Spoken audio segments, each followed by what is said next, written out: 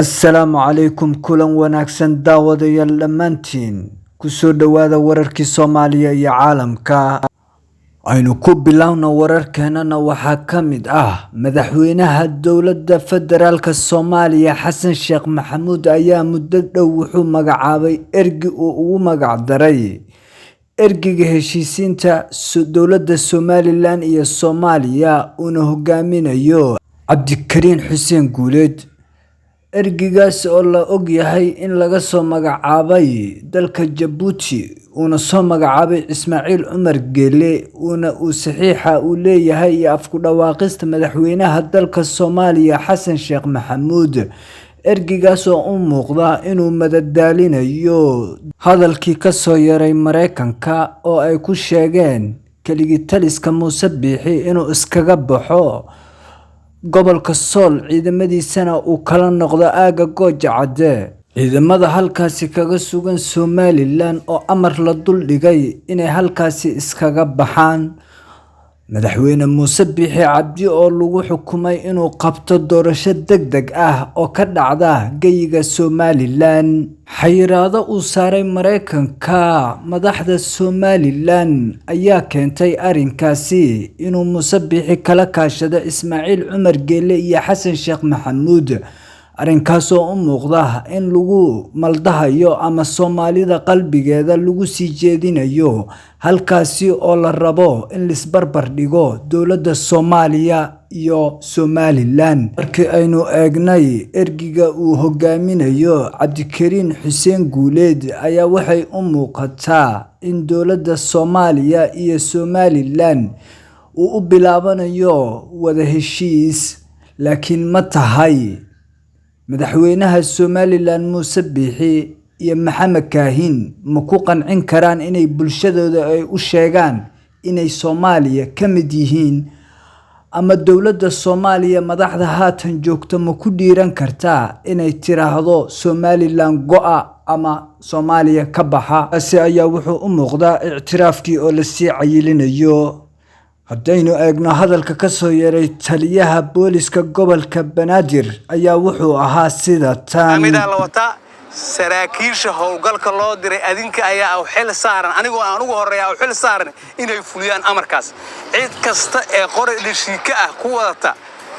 iyo BKM wadata iyo sabana wadata waa hadda wixii laga bilowdo waa laga hortagaa waana la qabanaa jagboontiga lagu joojinaa waa la taajina aw marka in uu gaansamaan la rabaa mas'uulkii inta BKM iyo dhishika asagoo wata inta la joojiyo xabad bilaabana qof askariga la soo xiray ma qoraga wata BKM ka wiilka watana oo staafku ahna la soo xiray ma waxa la soo xiray qofka mas'uulka ee waardiyeynayana loo haystaa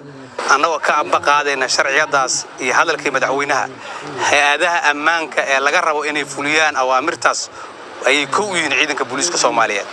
saraakiisha maanta waxa la kulanay taliyaha ciidanka booliska Soomaaliyeed nooshir gudoomiye saraakiishana awaamir ku siiyay in sida ay tahay loo fuliyo amarkaas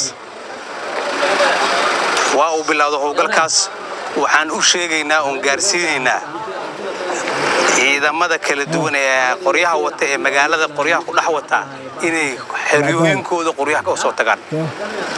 haday ahaan lahaayeen booliis haday ahaan lahaayeen nabad sugid haday ahaan lahaayeen ciidanka xoogga dalka iyo haday ahaan lahaayeen military aslan bal laguma arki kara magaalada qofan ciidan aan ahayn qofan ka diiwaan gashaneen magaalada lagu arki karo qorigii lagu arko aan ka diiwaan gashaneen shantaas ciidan ka diiwaan gashanayna waa la wareega waa ciidanka xoogga dalka Soomaaliyeed ciidamada booliiska nabad sugidda asluubta iyo dawladda hoose qof shacaba oo qoray wata lama ogolo waa sharci darro awal sharci darro haddana waa la qabanaa lamana ogolo in la sii daayo qoriga aan sharciyad loo haysan oo kale oo la qabto sidoo kale waxaan u digaynaa ciidamada halka u socdo oo mootooyinka saaran inay ka joogaan oo joogsadaan oo xerooyinkooda qoryaha ku soo reebtaan waxa ku dhax dhuumanaya hal iyo labo aad ogtihiin oo xumaan ka shaqeynaya sida la socotaan maalin dhaweed waxa dhacay ciid askari labisan oo ka tirsan ciidamada ayaa dhac bareera u geysanayay xarun ganacsi waa la soo qabtay markii la soo qabtana wuxuu noqday askari shaqo ka soo degay markaas shaqo ka soo degay hore u maray maxaa diidaya hadaad qoranta soo qaadato aad hore u sii marto guriga u sii marto dukaanka hore u sii marto aad rabto in lagu qabto askari kasta waxa la rabaa inuu xeradiisa qora uga soo tago askarigii la qabta ee la geeyay saldhigga booliiska ee qoraga laga dhigo taliskiisa lagu wareejinaa ciidanka xoogga dalka ka tirsan asaga lagu wareejinaa kuwa nabadsuguda ku tirsan lagu wareejinaa kuwa booliiska lagu wareejinaa askari kasta oo socda ee la qabto wuxuu ogaadaa inuu xabsi galay lana xiraay waxaa soo artay ciidamada militariga بوليس ملتارا نبض سجود بوليسك هو قالك وجر مجالات عسكرية قبطان إنه قرق ديبال ربع إنه قرق ديبال وداني عسكري أنا حاجة سنكتر سنة هدوس عسكري أين إنه قرق عسكري ديبال ربع وحنا أركينا ميت كديدة توجا إذا لبادي جوبا بحصاد على إنه توجا أسويه هاي عسكري ديبال قريها هالشيء عني عيدن كنيين وحنت صارتي مسؤولين الدولة على أوامر وما هو جان سمين قريد الشكاية على وطا بكاميدا على وطا سراكيش هو قالك الله دري أدينك أيا أو حل صارن أنا هوريا أو حل صارن إنه يفليان أمركاس عيد كست قريد الشكاية قوة إيه بكامية وطا إيه سبنا وطا وحدا وحلا قبل الله وده ولا جهور تجا ولا لقمنا تكبون تجا الوجوجنا ولا تاجنا أو مرك إنه جان سمان الربع مسؤول كي أنت بكام يدشيك أسوأ وتا أنت اللي جوجي حبط باللعبنا عسكري على صحيح ما قرر وتا بيك عم كويلك وتا أو استاف كوه على صحيح ما وحال صحيح قفك مسؤول كواردين يانا الله يستا بوليس كوحي أيدينا عدو دونها هذا وحن أيدينا مسؤول كواردين يان أنت سوق هذا أسجع الله أيدينا ومحكمة الجوعة أسجع جب شيء أمر كي مدحضة أسجع جب شيء قرأ وسيرة شرعية صارين أيها محكمة لوجين دونا وحنا ربنا إن كان هذا قضب لبعضه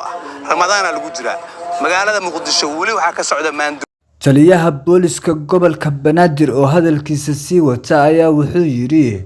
inta rabadaanka lagu jiro goobaha maandooriyaasha lagu iibinayo maalinkii ama waxyaalaha xunxun in laga hortagi doono wajiga labaad ama howlgalka labaad oo dawladda ay qaadaysana ay ka mid tahay arinkaasi ninkii lagu qabto asagoo goob maandooriyo ku gadaya bisha rabadaan gudaheeda lagu jiro inuu muteysan doono xarig iyo ganaax halkaasi oo la sheegay inay ka dhacaan falal xun oo lagu ceebeysanayo dumarkeena Soomaaliyeed fadlan walaal haddaad nagu cusub tahay nagu soo biir channelkeena subscribe like share wixii commentina faahfaahin noogu reeb mahadsanid walaal